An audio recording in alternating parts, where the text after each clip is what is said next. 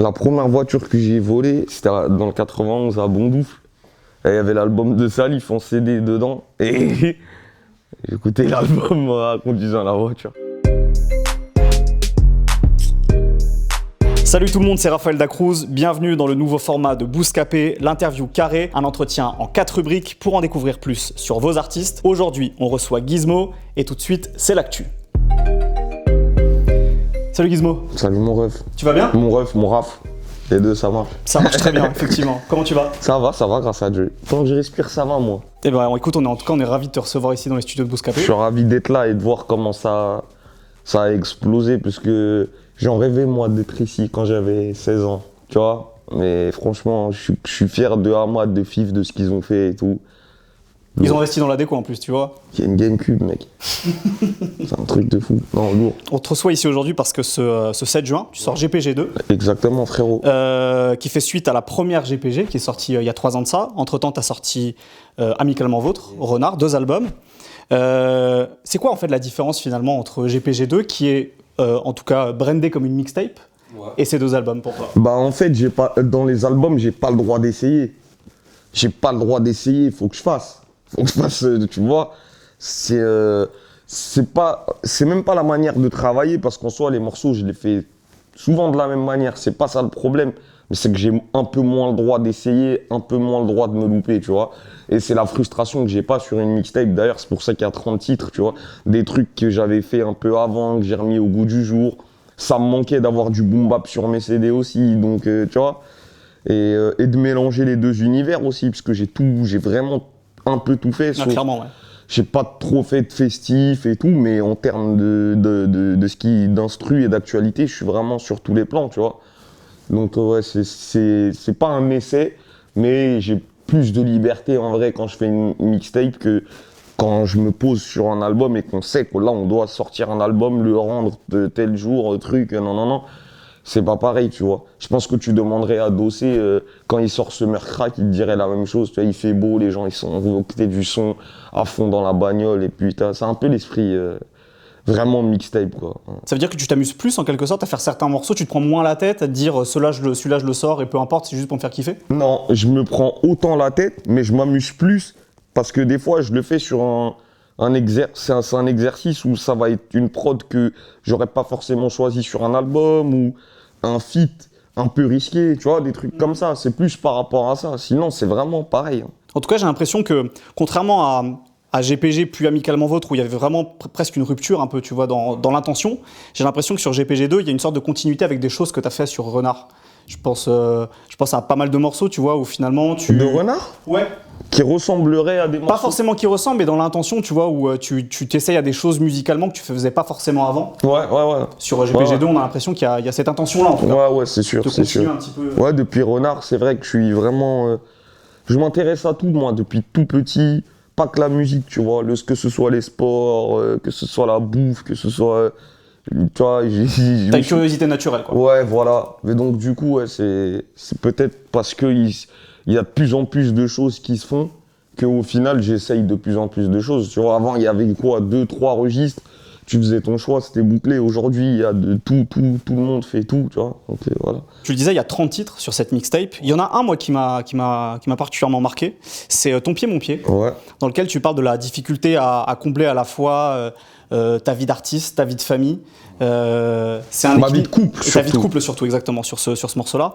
C'est un équilibre qui est parfois pas toujours facile à trouver, justement, à mesure que tu avances dans l'âge, en étant justement en couple, en étant père de famille, etc. Si, avec les années, ça va. Ça s'est stabilisé, mais tu vois, je parle d'un fragment de la relation en vrai, d'une fraction de...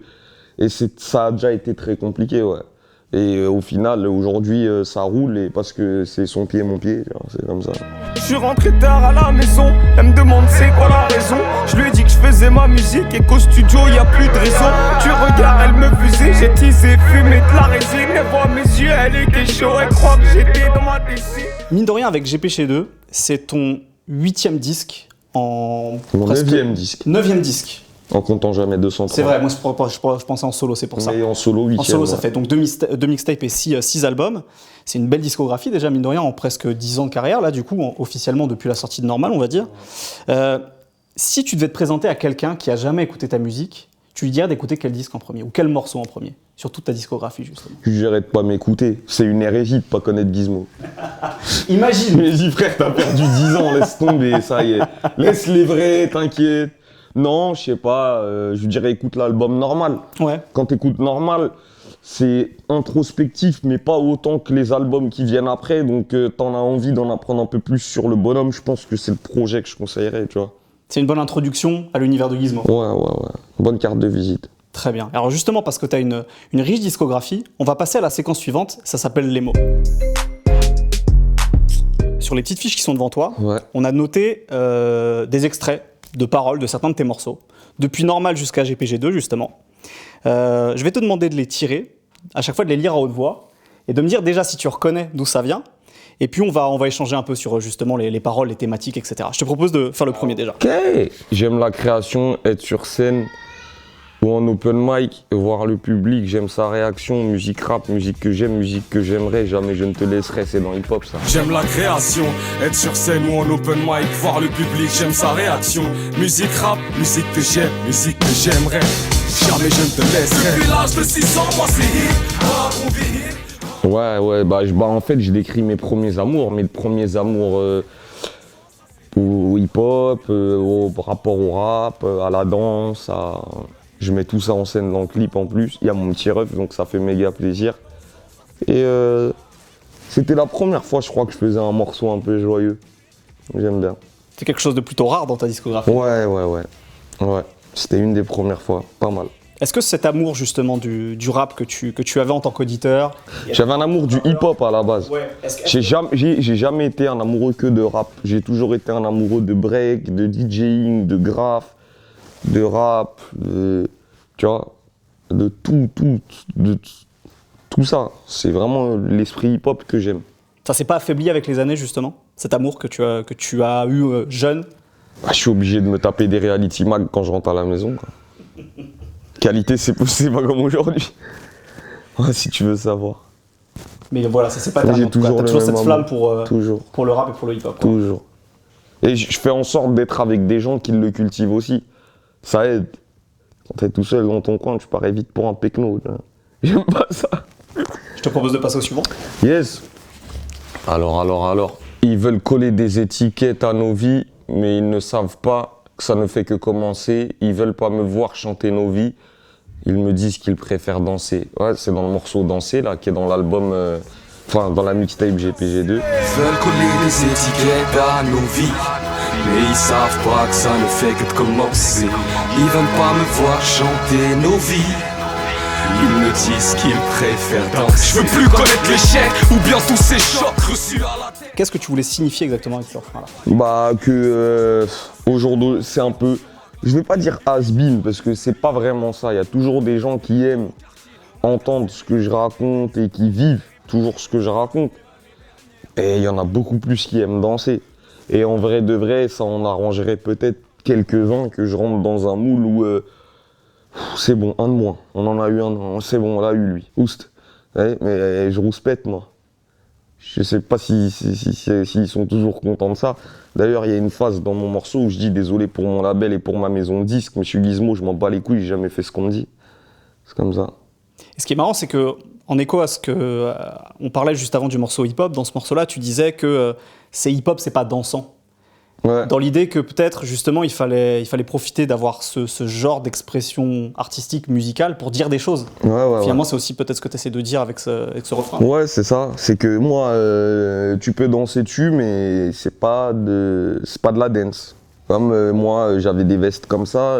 Ma mère, elle les a achetées 400 francs. Je peux te dire que quand je m'amusais avec les copains à tournicoter sur le dos, que j'avais une grosse tache noire en rentrant, frère, ma joue, elle chauffait pendant 2 jours. Hein. Tu vois ce que je veux dire? C'était hip-hop et pourtant, c'était des... Je sais pas, moi, il y avait des breakbeats de Public Enemy, il y avait des trucs un peu plus anciens et tout. On comprenait pas forcément les paroles, mais on savait ce que ça voulait dire, fuck de police.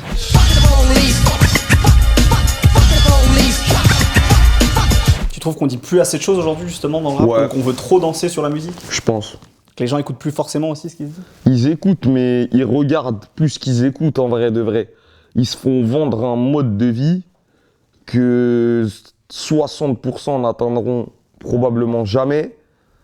Et ça passe parce que, je sais pas, moi, quand je regarde Denzel Washington dans Training Day, je me dis, mais en vrai, c'est stylé d'être un keuf. Sauf que non, frère. Être un keuf, c'est les gilets jaunes, c'est la gazeuse dans les yeux toute la... Tu vois ce que je veux dire? Le rap, c'est pareil. C'est pareil. Ils vendent un truc que les gens, ils palperont du bout des doigts, même presque jamais. Et il n'y a plus le... Je veux pas dire le message, parce que ça fait trop... ah, moi, je me crois pour un ancien. Moralisateur, un peu. Écoutez-moi, les petits frères. Non, non, pas dans ce sens-là, mais dire des choses qui rentrent en corrélation avec la vie des gens, vraiment. Tu vois, je trouve ça important, moi. Alors, l'absence de mon père m'a bousillé la tête, mais je serai là pour mon fils, je veux pas qu'il glisse dans les bras d'Iblis, même si toute ma vie, il faut que je me sacrifie. C'est dans un long morceau. Ouais, c'est dans J'ai plus de temps à perdre. J'ai plus de temps à perdre. Sur GPG2 justement aussi. Ouais. J'ai plus de temps à perdre, qui vient de sortir d'ailleurs il y a quelques jours sur le net. L'absence de mon père m'a bousillé la tête. Et je serai là pour mon fils. Je veux pas qu'il glisse dans les bras d'Iblis, même si toute ma vie, faut que je me sacrifie. Bon, je vais pas te poser la question sur est-ce que ça a changé ta vie d'être père. Évidemment, j'imagine que ça a changé ta vie. Est-ce que ça a changé ta manière d'être un artiste et ta manière d'envisager ta musique? En aucun cas. Parce que j'ai toujours rappé que ma vie. Donc même à un moment dans le CD, je dis attends, mets un cut, je crois qu'il y a mon fils qui pleure. Tu sais, c'est vraiment... Et j'ai pas besoin de faire la transition ou la cassure. Avant, je pouvais parler de femmes, je pouvais parler de sortir la nuit, de trucs. C'est des choses que t'entends pas dans le CD parce que je le fais plus et je rappe vraiment ce que je vis encore. Donc non, ça c'est... Mes enfants, ça change rien dans ma manière de concevoir ma musique ou même de la faire. Franchement, ça bouge pas, ça. C'est l'avant-dernier. Alors. Ça représente les miens, ceux qu'on a mis de côté, qui comptent pour du beurre, mais qui n'ont jamais charbonné pour travailler plus de 35 heures. Ça vient du morceau André, ouais. dans ma ruche. Ouais. Ceux qu'on a mis de côté, qui comptent pour du beurre, mais qui n'ont jamais chipoté pour travailler plus de 35 heures. J'ai choisi cet extrait, pourquoi? Parce qu'il y a un truc aussi qui revient très souvent dans ta musique depuis le départ, c'est que tu parles très souvent des gens en fait qui taffent. Et dans un de tes textes là sur le dernier morceau, tu parles également, tu utilises un mot, c'est dans Gentleman je crois, tu parles de prolétaire. Ouais. Pourquoi t'as autant cette fibre-là, justement, de parler de ces gens-là, finalement? Je suis très proche de ça, je suis très proche des gens qui travaillent. Ma mère, elle a toujours travaillé. Mes frères ont commencé à travailler très très tôt. Moi-même, je voulais rien foutre de ma vie. J'ai vite compris que c'était le rap pour rien. Je me suis activé pour que ça fonctionne et j'ai jamais rechigné devant l'effort. Et au final, c'est pas ceux qui travaillent le plus qui sont le mieux remerciés. Par exemple, je sais pas... quelqu'un qui croise un éboueur et qui lui bouche la rue, et il va dire putain, ça pue, il fait chier, moi je suis pressé. Mais alors qu'il est en train de ramasser tes détritus de la semaine, t'as même pas une once de reconnaissance, tu vois ce que je veux dire? Donc moi, ces gens-là, je pense qu'il faut pas les oublier, il faut surtout pas, il faut les représenter, au contraire. J'ai pas honte, moi. C'est plutôt rare, justement, aujourd'hui dans le rap, de parler de ces gens-là. Des gens, en fait, qui charbonnent de 9h à 9h. On préfère parler des gens qui roulent en Merco et qui font la guerre des bouteilles au 5-5-5. Mais frère, jusqu'à quel âge? C'est ça la question. Le dernier. J'ai connu la détention, mais là je suis dans la rédemption. Eh ouais, ça vient de Redemption Song que j'ai sample de Bob Marley. Exactement, sur GPG2 aussi. Ouais. J'ai connu la détention, mais là je suis dans la rédemption. Je me voyais pas à Pôle emploi. Je voulais faire du fric, j'en ai fait dans le son. Ce qui est amusant là depuis Renard, c'est que on retrouve à chaque fois des espèces de clins d'œil à des chanteurs. Ouais. Depuis le début de ma carrière. Je dis Renard parce que sur Renard il y avait des choses évidentes. Il y avait Gainsbourg. Oui. Il y avait aussi Michael Jackson sur un morceau. Bah Michael Jackson depuis Normal. Depuis Normal, effectivement. Là il y a aussi un sample de Sting sur un des morceaux. Aussi, oui. Là il y a Bob Marley. Pourquoi c'est important pour toi en fait de faire ces clins d'œil là? Bah déjà parce que c'est mon chanteur préféré avec Michael. Et en plus parce que Redemption Song c'est waouh. J'ai entendu la version avec j'ai dit non, je pouvais pas passer à côté. Quand t'as fumé un joint de bœuf et t'écoutes ça juste après, c'est la logique elle se met en place direct. Ouvre la session mec. Ouais. C'est quoi ta rédemption? Ne plus penser qu'à moi. J'ai beaucoup pensé que à moi. Dans ma manière de vivre, je parle pas dans ma manière de faire. Parce que j'ai toujours été généreux, j'ai toujours aidé, j'ai toujours accueilli.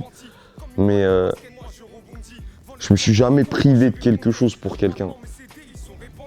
Aujourd'hui, j'aime me dire devant mon fils, vas-y, celle-là, je la bois pas. Après, il y a le petit, je vais trouver un truc à faire. Avant, il n'y avait que moi, tu vois. Je m'en foutais que ma mère, elle pleure, qu'elle me cherche à l'hôpital, que mes frères ils me rafistolent mes trucs parce que je suis tombé en bécane. C'était pas mon problème tout ça. Et c'est plus le cas. Ok. Et bah écoute, on va passer à la séquence suivante qui s'appelle le son. Donc dans cette séquence le son, je vais te jouer un morceau. J'ai un peu sondé ton entourage pour savoir s'il y avait un morceau de rap français que t'aimais beaucoup, que tu connaissais presque par cœur, peut-être même par cœur tout court. Et ce morceau, je te propose de l'écouter. Waouh, dur d'y croire, Salif. Laisse un peu. Ça y est, j'ai lâché l'école et mes parents sont contrariés. Leur seul souci, savoir ce que je compte faire et où je compte aller. Pour eux, je suis condamné. Alors c'est le bourrage de calme. Mon entourage me tanne, me parle de courage de calme. Ils me disent que la banlieue a bon dos, que beaucoup d'entre nous abandonnent. Moi, le premier avant d'autres, c'est ma mère, ça rend folle. C'est que c'est fini les farandoles et que si on traîne dehors, c'est que soit on dit ou soit on vole. Soyons fines, mais soyons fortes.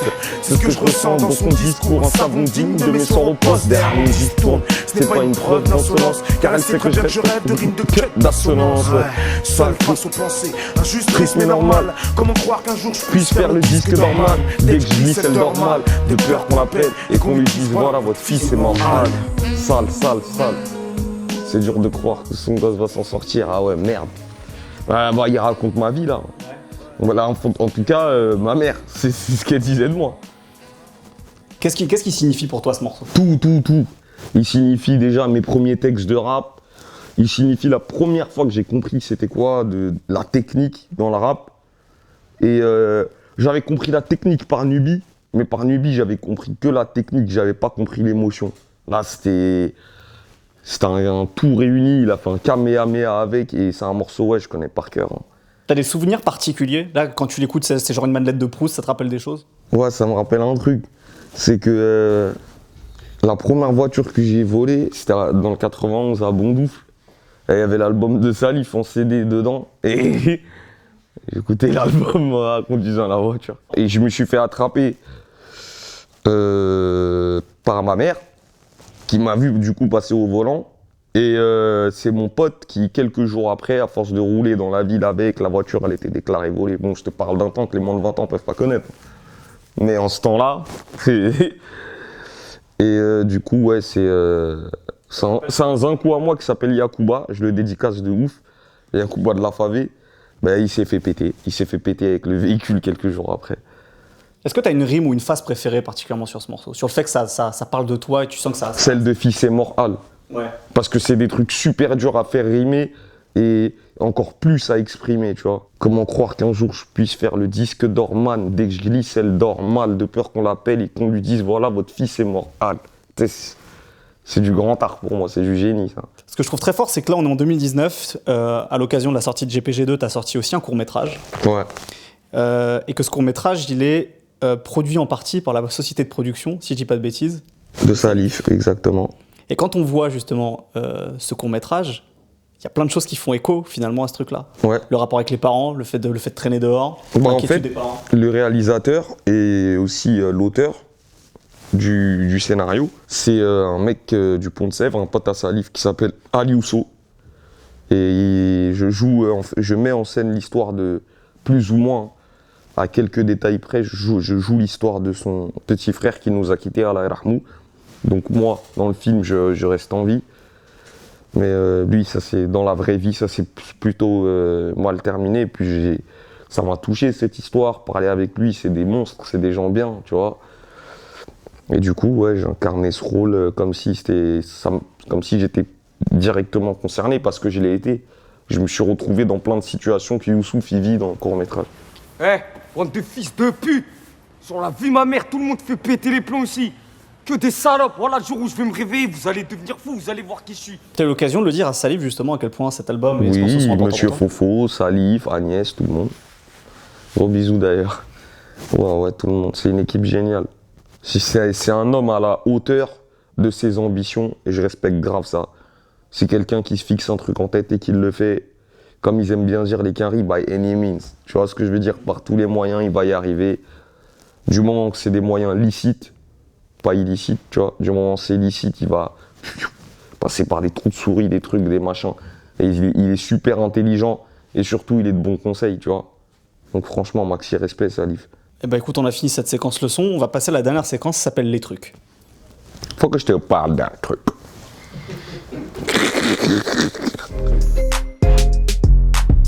Alors pour cette dernière séquence, les trucs, on a demandé un peu à ton entourage quelques informations. Je vais te montrer des objets dans le plateau.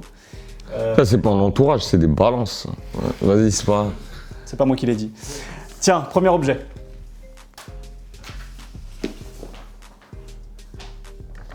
Waouh! Est-ce que tu peux montrer à la caméra? Je voulais qu'on parle de cette photo qui est quand même assez incroyable, de toi à la piscine. Bah, je suis avec Halimi, mon frère, un grand poteau, avec mon DJ, DRK, qui est aussi un de mes meilleurs amis, et un autre mec, et il y a moi.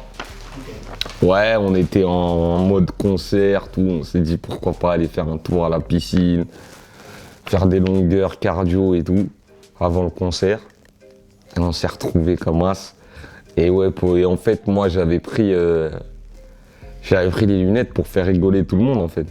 Et je les ai achetées. Déjà rien que le fait de les acheter, ça les faisait rire. Tu vois, j'achète des lunettes. Et après je les ai mises. J'ai vu leur réaction. T'es mal à têter, ma gueule. Incroyable.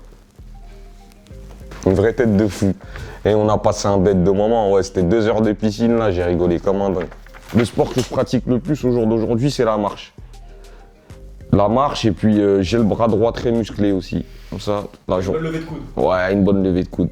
Allez, objet suivant. T'as un morceau qui s'appelle Muselière. Ouais, j'ai un morceau qui s'appelle Muselière et j'avais un pitbull aussi, que j'ai jamais muselé d'ailleurs. Enfin, j'ai toujours un pitbull qui vit plus avec moi maintenant que j'ai remis à l'élevage, mais. Ouais, j'avais fait un morceau qui s'appelle comme ça, où je disais que si t'ouvres un peu trop ta gueule, ouais, c'est ça qu'ils vont te foutre. Hein. Mords pas, à boire, mais ils mourront pas. Je demande à boire en sachant qu'ils me donneront pas. Ah, ces gens n'ont aucune rôle, pas. Demande à la SPA, un chien qui aboie, ça mord pas. Quel rapport justement t'as aux animaux de compagnie, vu que tu disais que t'avais un pitbull? C'était quelque chose auquel t'es attaché? Depuis que je suis tout petit, j'ai eu des souris, des gerbilles, des gerboises, des hamsters, poissons. Quoi d'autre encore? Chat, chien. J'ai toujours aimé les animaux. Et quand j'ai commencé à habiter seul, parce qu'évidemment c'est pas moi qui ai ramassé les conneries des animaux vu que j'étais plus jeune. Ouais, tu rentres 2-3 fois avec un gros caca parce que t'as oublié de le sortir à 18h, frère, c'est bon. La tête elle picote, faut ramasser, faut truc. J'ai du mal à changer la couche de mes fils, alors ramasser la merde du pit, frère, c'est chaud. Et en plus, c'est des étrons, poteau, solides. Hein. Dernier objet, tu parles des fois de Dragon Ball. Sur ton Instagram, t'as aussi souvent des références à ça. Ouais, c'est mon manga préféré, Ouais. avec Death Note. Tu les lisais? Et je les lisais quand j'étais beaucoup plus petit, mais je les ai beaucoup plus regardés que lus.